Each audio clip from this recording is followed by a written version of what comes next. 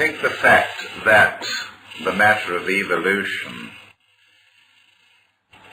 as proposed under the Darwinian approach to it, the fact that it is sitting very uneasily on the consciousnesses of many scientists, to say nothing of religionists, philosophers, and especially so esoteric scientists. The fact that it continues to sit uneasily shows that there are some features about the Darwinian concept which don't look as if they're ever going to be proved, and are just unassimilable to a thinking person. By thinking, I mean a person bringing into function his two areas of the brain, the subjective and the objective. What I have put in front of you is a typical method of trying to establish a theory as a fact. A picture showing to children in science museums a line of human-like beings obviously emerging from the ape. And in fairness to those who really understand the Darwin concept, there was never any deliberate attempt to show that we evolved from apes, but rather from a common ancestor. And I'm going to go over these things carefully with you because I want you to do well in the subject. It's not an easy one, either to teach or to understand, partly because of the confusion attendant upon it. So, thank you. What we're really saying here is this, that the Darwinists never said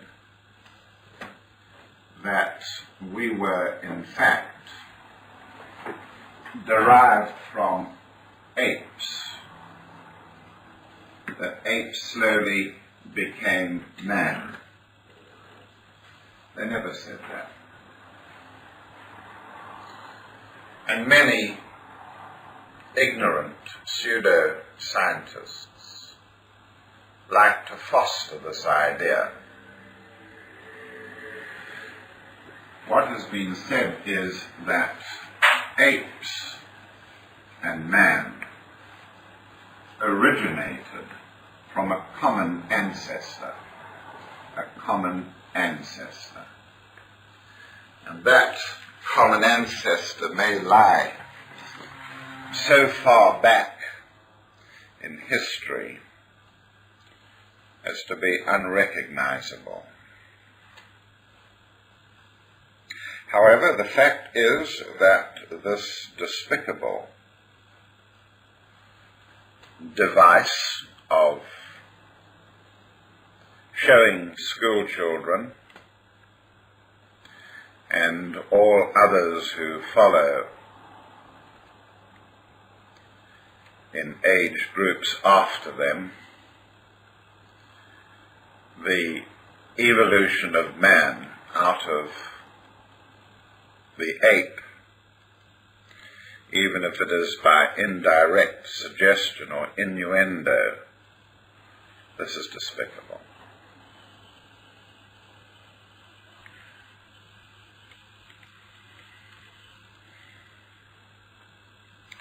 The esoteric attitude to this subject lies midway between the Darwinists and those pseudo-scientists who interpret Darwinism in the way that I've just suggested, and the religious attitude, which is concretized in the Old Testament. And we take the middle path. We could say that the latter, the religionists, especially the Christian dogmatism on the subject, insists that there has been a divine control over the whole process, that there has been no, and this is at the extreme of the spectrum, there has been no chancy forms evolved under chancy circumstances.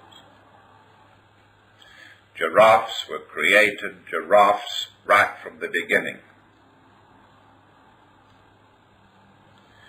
That the fact that the lush green shoots on a thorny bush could be better obtained by extending the neck of the animal did not in any way contribute to the shape of the giraffe. The giraffe was fashioned by God with a long neck for its role in the world. They ignore obvious signs that there has been an evolution of species.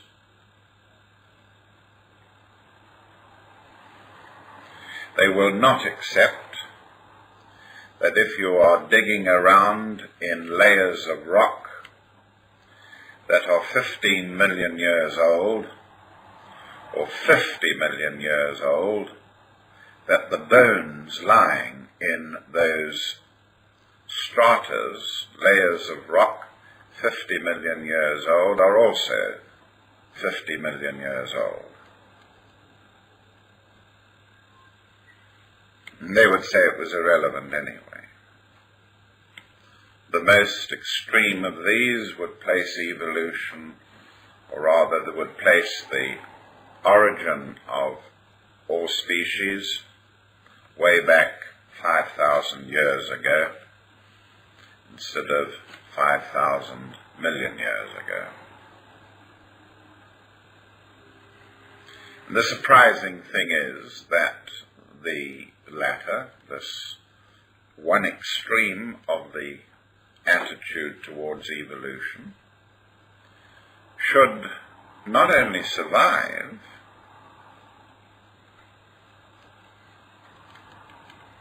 but that it should again, and cyclically perhaps, flourish. It flourishes in citadels, not of ignorance, but citadels of Christian dogmatism. The Deep South, in North America especially, and in communities where the way of life is based almost entirely upon the Bible,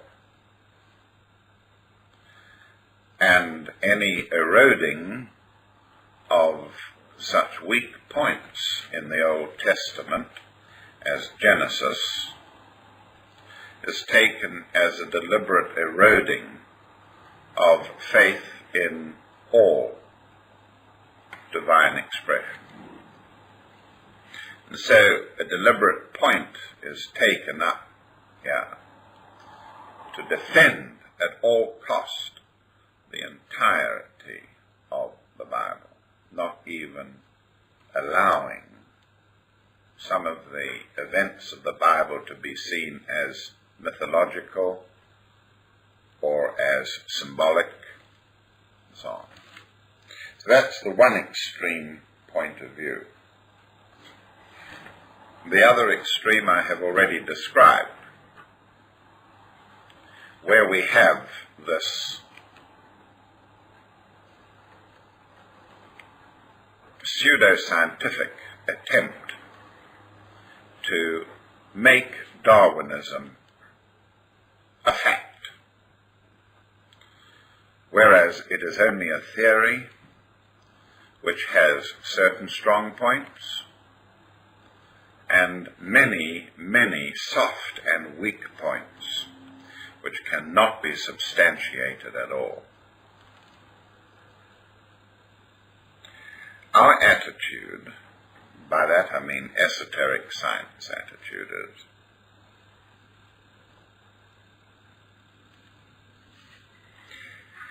that there has always been divine intervention.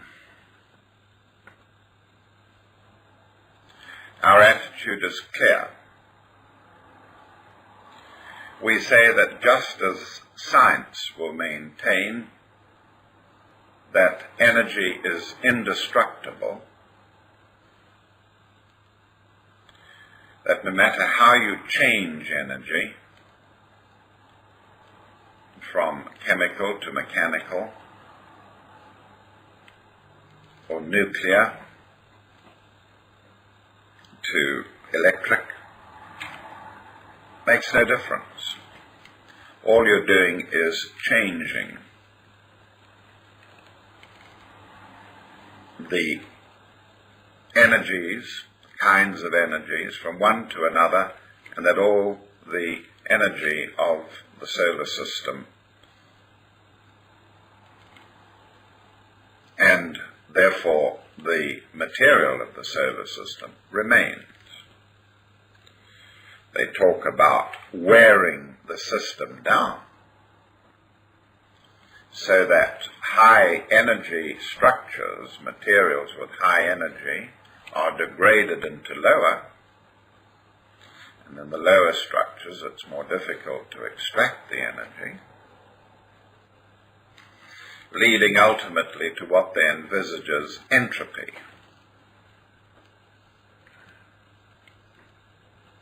But the conservation of mass and energy, which are interchangeable anyway, is enduring.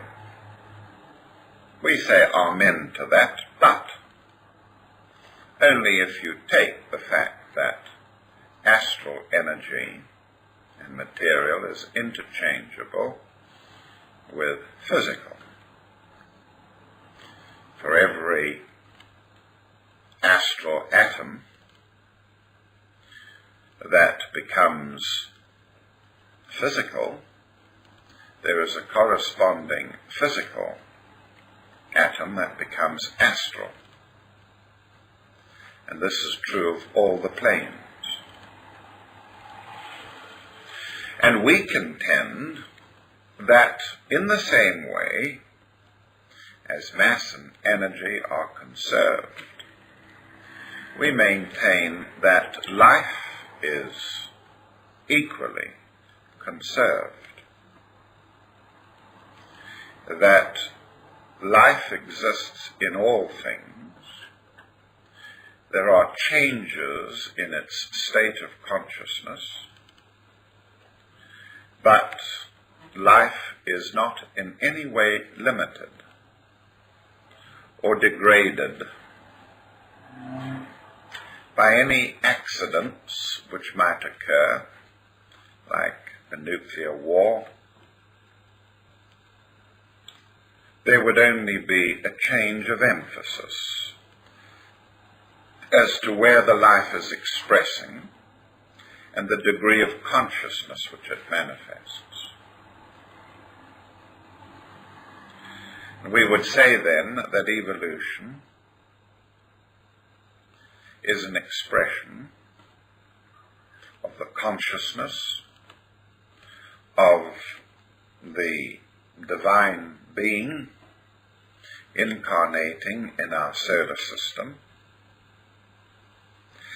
as his mind explores the appropriated materials of his ring parsnot.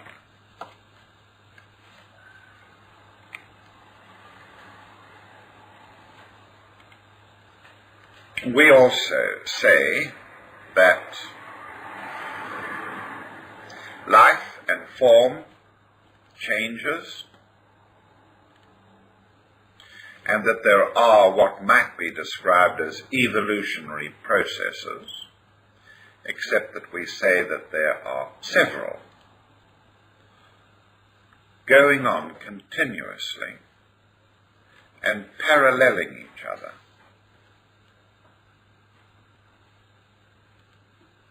We would say that there is an evolution of physical form going on in the physical plane of our solar system, which in great measure appears to follow the course of Darwinian theories. But that this physical expression of life, appearing as a Darwinian concept of evolution, is impinged upon continuously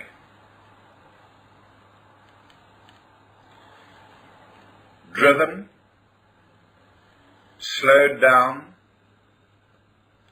almost halted by paralleling evolutions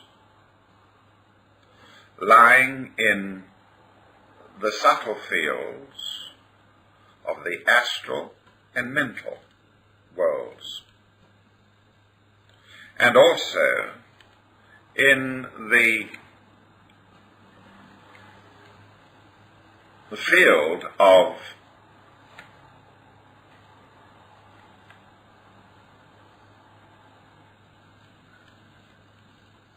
Atma, Buddhi, and Manas. I struggled for another word, selected a few and discarded them. So we say, if you like, there is an evolution of the Holy Spirit, material form. There is an evolution of the Son, S-O-N. And there is an evolution of Spirit, Father, Son, and Holy Ghost. If you wish, you can regard it like that. Paralleling evolutions. And 1,000 ages on the periphery of this order of things is like the blink of an eyelid to the evolutions that are within.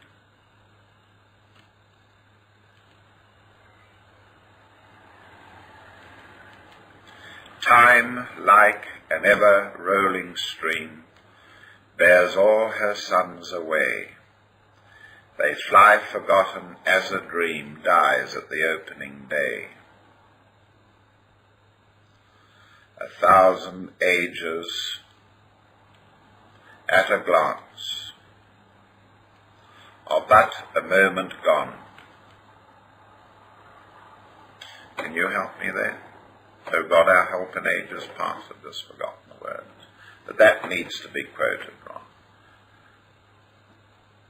Short, 1,000 ages at a glance are but a moment gone, short as the watch that ends the night before the rising sun. Something like that. But a good, very good analogy. And whilst the reality of the driving inner evolutions is there,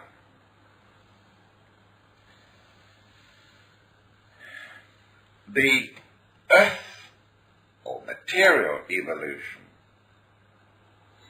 is also very much moving,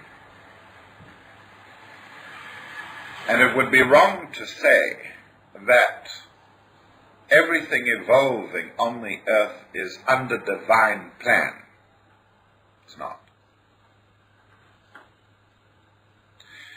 There's as much relationship to the divine plan of the material evolution as there is to a thought form is to what you're trying to think, the blueprint in your mind. There's a great discrepancy between what you're really wanting to visualize and what actually is accomplished.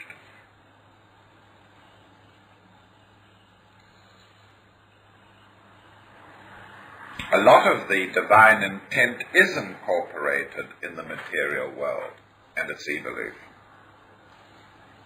But a lot of it is crude, undirected, blind, chancy, and so on. So now we must try and conceptualize this. We say that there are inner evolutions and there are more outermost ones, and finally that which is on the periphery.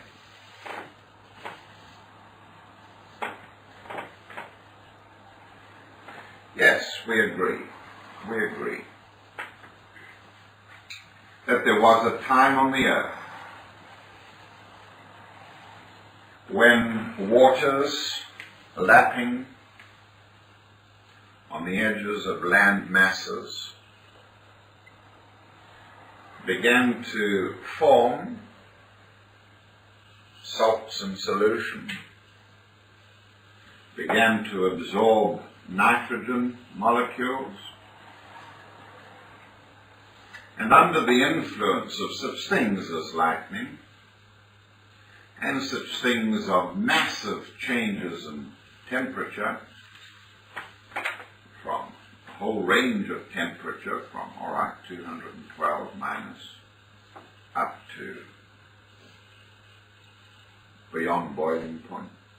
Under these physical impacts, the various materials lying in the water, carbon, oxygen, nitrogen, sulfur, hydrogen, fortuitously produced amino acids. We would say fortuitously in inverted commas, because all the time we would maintain that this evolution is being impinged upon by radiations from man, at first only at the level of the mental plane, man on the mental plane.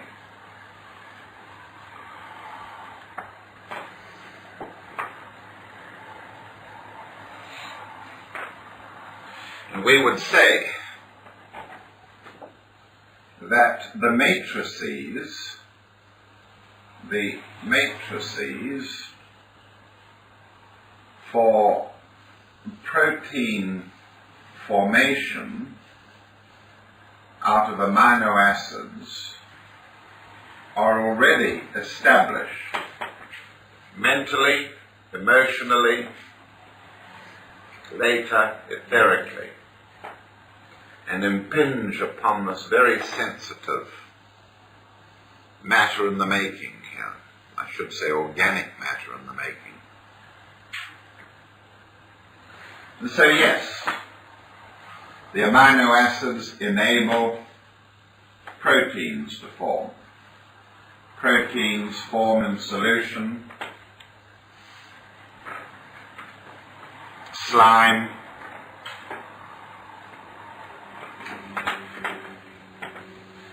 and single cells begin to emerge, single cells.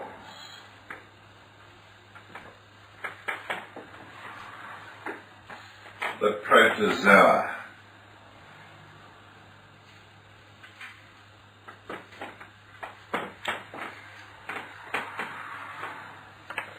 Then, according to the vicissitudes of the atmosphere of the Earth and other physical forces, of course,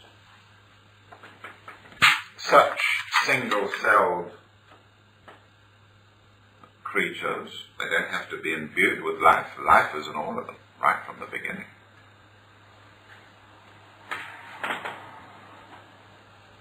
Are influenced, probably from within, to form what we call chlorophyll molecules, which is a pigment, or chlorophyll-like molecules, or pigments, if you wish, and the pigments are able to absorb sunlight. Pigments are able to absorb sunlight, and so the living things that are slowly emerging are now have got an inexhaustible source of energy, an inexhaustible source of energy in sunlight. And of course, as conditions become more suitable, they flourish. Certain parts of the sea and in areas where the sea contacts the land, and so on. And so we could say then, having emerged from the simplest, we could say that all the time as man begins to put himself together in the mental world, do remember he is on the descending arc, and then begins to elaborate his own form or shape in emotional substance, and then in etheric substance. The forms that are developing on the material plane in the Earth scheme become more and more elaborate. We begin to get multicellular creatures, metazoa. We begin to get the formation of life in the sea. Then life beginning to creep on the land and sea together. And then distinct land animals, and so on. More or less by hit and miss, blindly if you wish. But something else must also be taken into account in this process. And it is this, that in the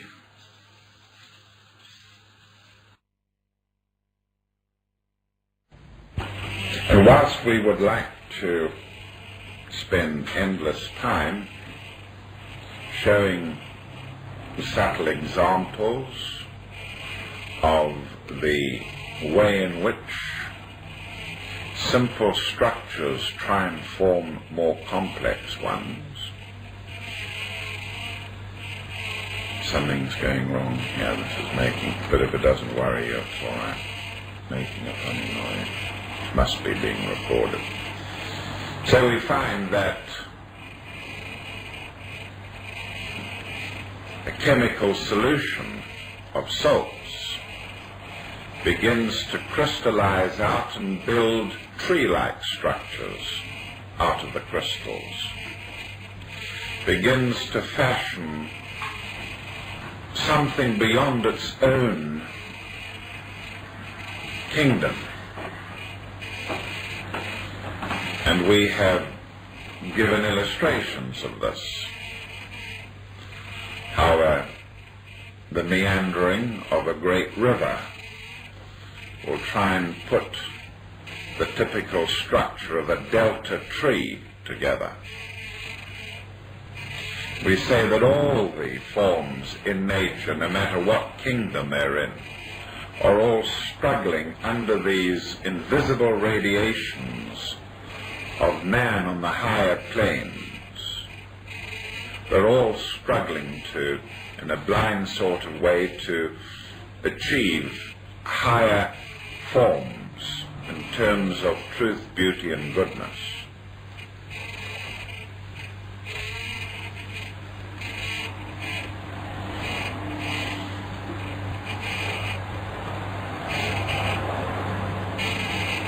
And whilst we would like to spend time going into these individual species and plants and animals and formations of mineral kingdom, it's really not the area for first year study. What we're anxious to do in the first year is to get the student to think of alternatives to the Darwinian concept, which is becoming so challenged lately, and which we have always maintained was just a half-truth.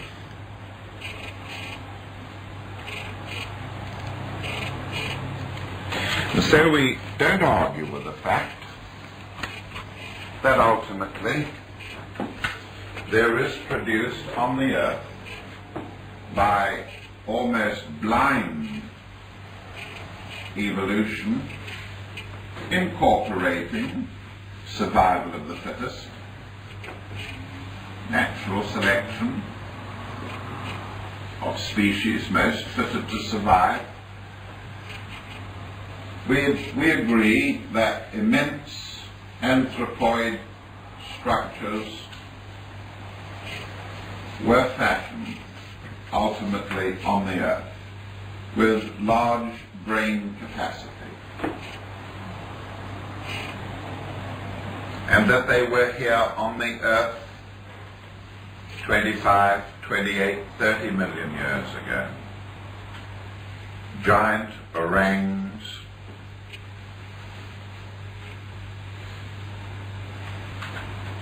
and we would say that they had no possible hope of becoming anything more.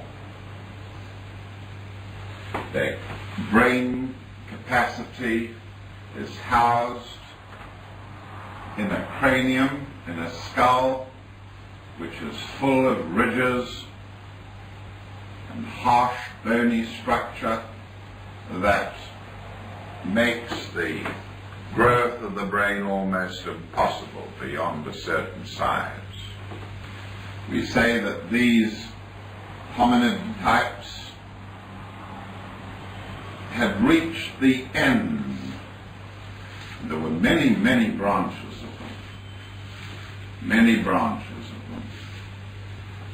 But they had all reached the end of their evolutionary possibilities. They would either survive because they found benign regions of the planet to survive in and were not threatened, and could adapt to a certain degree, but mentally they have reached the limit of active intelligence. Active intelligence, which is the ray that rules the earth, the third ray that rules the earth.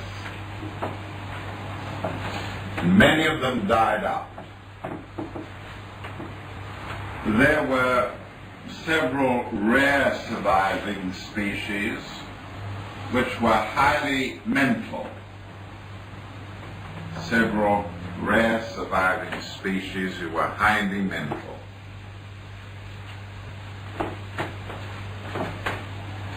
They all of them obviously had, this is very important, all of them obviously had etheric bodies the etheric material being derived from the anima mundi of the planet,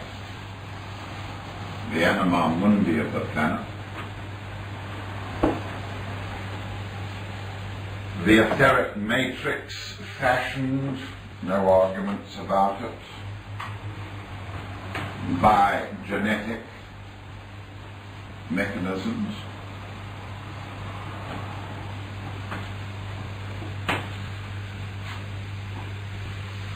Faintly influenced from divine radiations,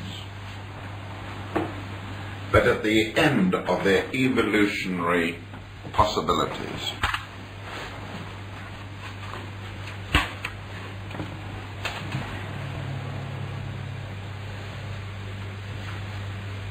It was then that man began to reach down in his descending arc to the etheric level. Man himself had put together his mental expression, his astral expression, had entered the third root race, his third root race, had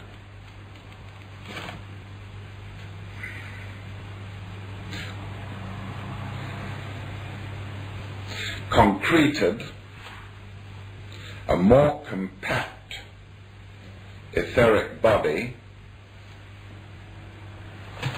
and this process had developed from the first subrace of the third root race into the second subrace of the third root race, when he was still etheric, and then towards the end of the third subrace and the beginning of the fourth subrace, his etheric structure became so dense, compact, that it began to form the equivalent of ions, especially the ionic part of salts in solution. And these etheric individuals from the middle subraces of the third root race were ready to blend with the crude earth evolution. Here you had on the earth, about 18 million years ago,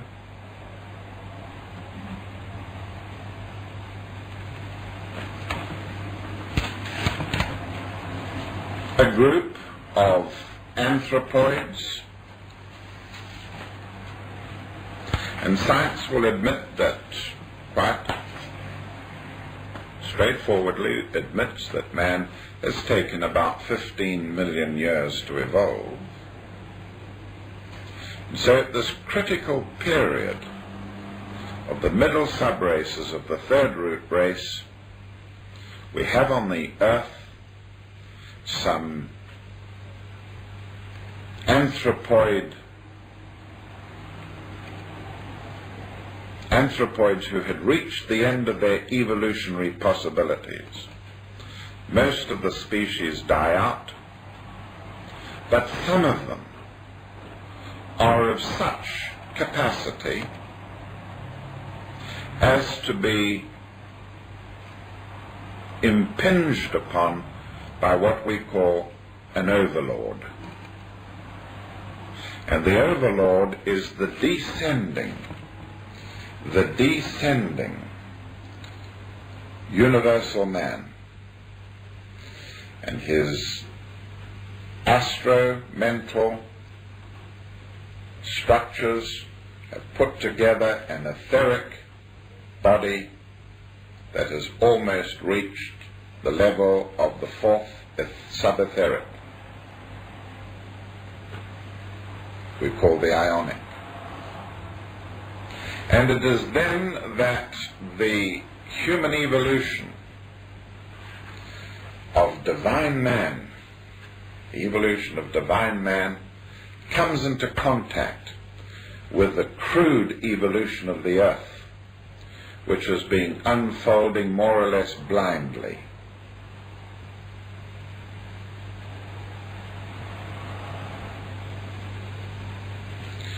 And it is then they are given a choice.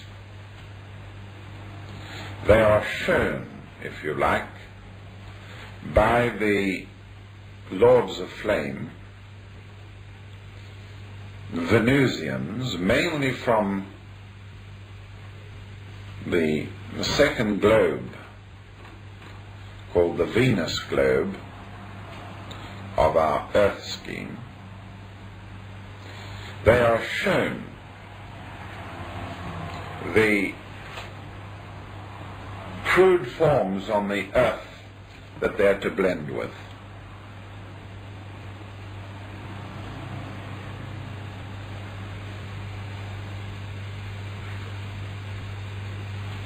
They had been propagating themselves in the first subrace and second subrace of the third root race. They'd been propagating themselves by Kriya Shakti, duplicating themselves by Kriya Shakti. Now the challenge is upon them to grasp these gross forms and to live out many lives housing themselves in the highest of the anthropoid species.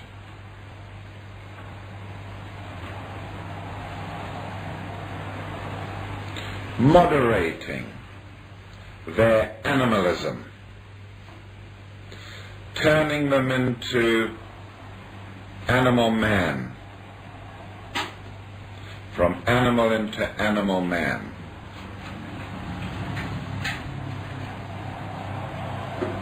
Many of them revolted and refused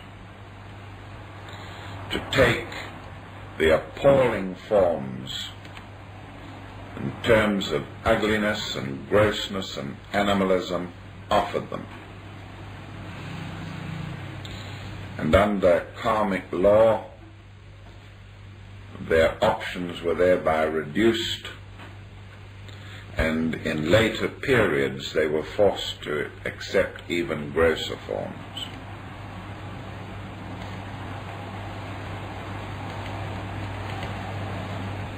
But the evolutionary possibilities now which lay before animal man, the anthropoid, who would normally be at the end of his evolutionary tether, this limitation is removed. The children of these first forms accept overlording much more easily. Each generation humanizes and makes the blend of brute and body more efficient, and the evolutionary impasse, the evolutionary cul-de-sac is broken out of. The great rigid crests, bony compartments holding the brain in, are now made, through their blending, more.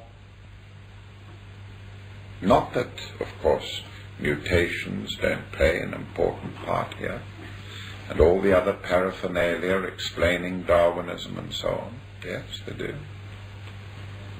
All relevant. But they are minor to this feature of the blending of two evolutions, universal man with the crude anthropoid evolution, blind evolutionary product of the earth. At first, difficult, awful, distortions that are mercifully unable to survive. A few do, and the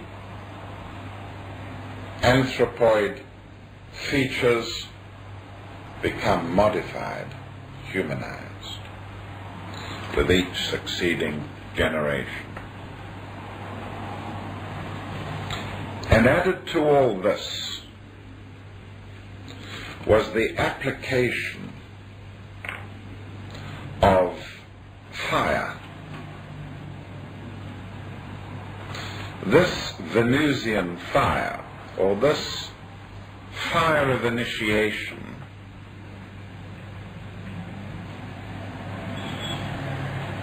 which always evolves, doesn't matter who or what it is applied to. It always evolves. Even when a form has no longer got a physical body, the fire of this initiation evolves it spiritually. And those who wield this fire, the Nirmanakayas, are very jealous of it. They do not waste it. Whole species which appeared possible were ignored because they really were not good material. It was a highly selective process with brain capacity and many other features being taken into account, karma and so on. And so this we call, perhaps the most important word that you will learn in your first year, individualization. Individualization.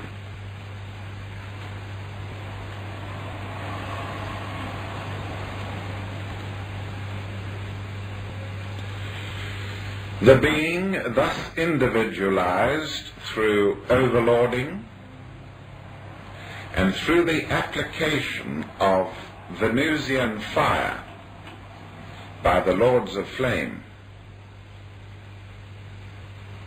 change rapidly. Individualization cannot be given to the cortex of the animal brain, not in the earth scheme. On the moon chain, yes. Under the influence of moon factors, individualization was a different process, slightly different. But Earthman had to have fire applied, if you like, the blending of the brute with the buddhi, the blending of the two streams was not possible without the presence of the lords of flame on the one hand and the fire that they always wield and have available to them on the other hand. And so individualization was firstly an overlording, and then the application of fire, which could never have been applied to the etheric chakras of animals, but could be applied to the etheric chakras of the overlord who was blending with the animal structure.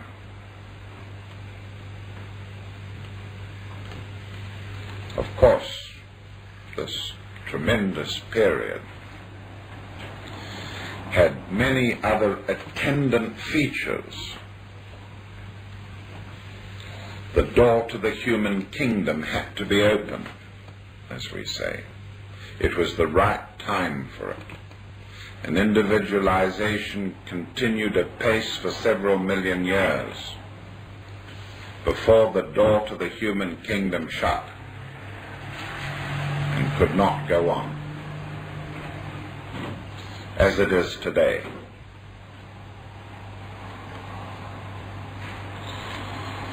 The brute animal form now possessed his own soul.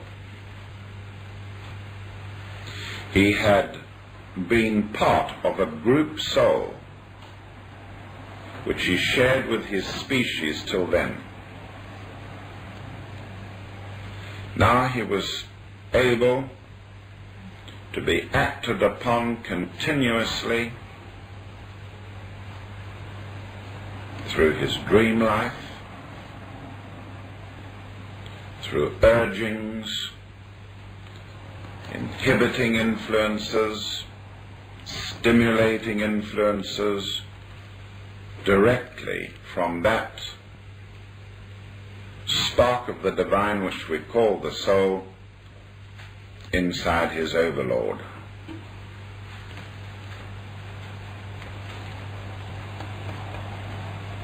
It brought many attendant disorders,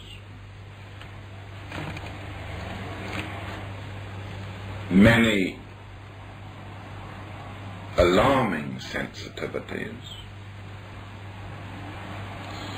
The skins of these individuals became thinned and sensitive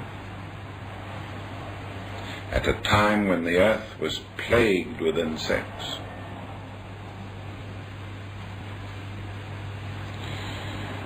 The cranial bones became more etherealized, allowed the brain to grow steadily, to reshape itself, and the facial features of the divine man took precedence over the facial features of the earth animal, anthropoid. In fact, from the lower jaw up, this dominance of divine man was present. The clavicles and the face of man and the cranial vault took precedent. This was partly because these regions are formed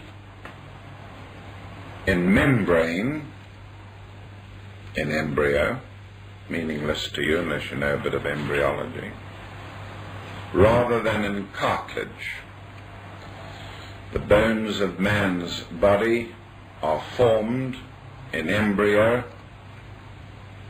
either in cartilage, which gristle turns to bone, or in membrane. And the cranial vault and the face of man and his clavicles are formed in membrane. And they were acted upon by divine man. And divine man's dominance was clear in this field. It allowed the earth man, as we must now call him, to modify his brain. The cranial box was no longer rigid.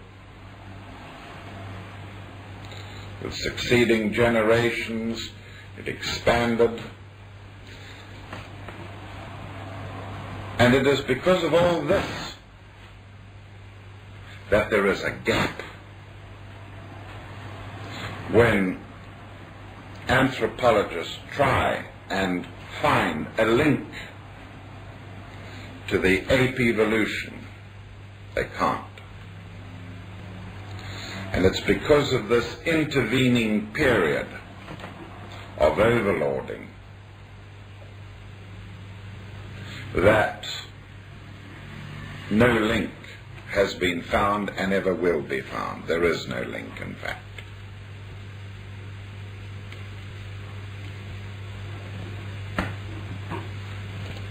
What is not clear in ancient teaching, and which I am inclined to favor after careful observation of records inwardly and outwardly,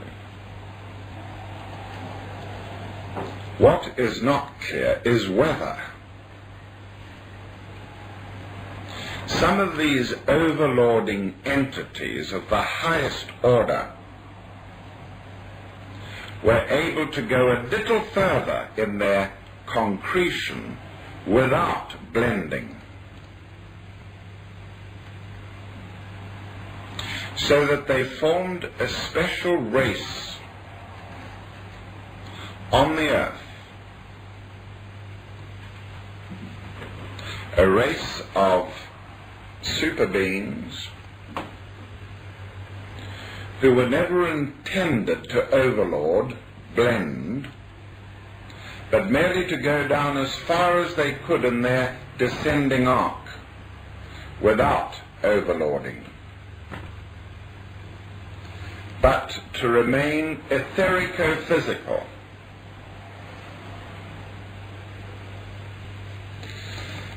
And they were huge, and they were super intelligent, and they seem to have guided and protected the most primitive specimens of the first true men on the earth who arose as the result of overlording. And these first true men retained their ability to see into the etheric world from which they had come. And it was then that the pineal gland was huge and was associated with this retention of being able to see into the Hyperborean continent, which was the etheric part of the animal, rather the north, the northern hemisphere part of the anima mundi. And so there, through overlording, there formed the first men, true men on the earth. They therefore had a soul and a higher triad, which the anthropoids did not have. They were helped and guided by superior forms of divine man who did not undertake this finalizing process, but came down without overlording, advised them, comforted them, were like gods to them. But slowly and surely, with the progress of overlording, their ability to look into the worlds that they came from was lost. The pineal gland regressed, coincide with dark days on the surface of the earth.